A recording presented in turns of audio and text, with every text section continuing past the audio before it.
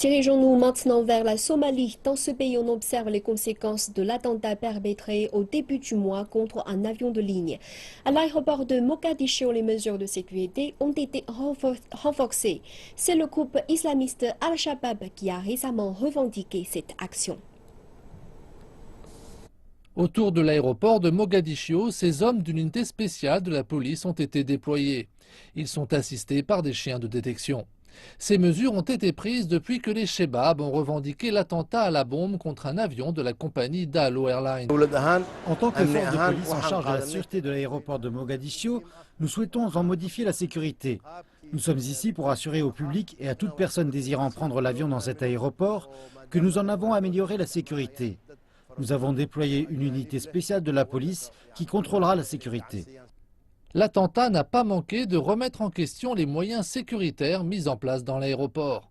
Les images des caméras de sécurité révèlent d'ailleurs qu'un responsable de l'aéroport est impliqué.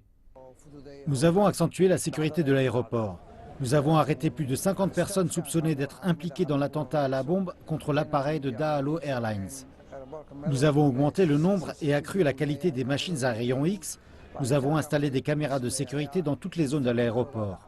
Nous nous assurerons que cela ne se reproduise jamais.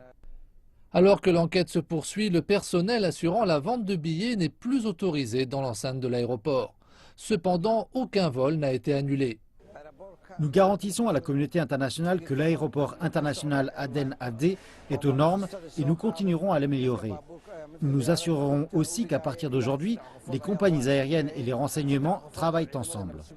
Al-Shabaab a mis un peu moins de 2 semaines pour revendiquer l'attentat. Il semble que ces cibles étaient des responsables occidentaux du renseignement, mais cette possibilité n'est pas confirmée. L'explosion qui a fait un mort et a blessé plusieurs personnes aurait pu avoir des conséquences bien plus graves.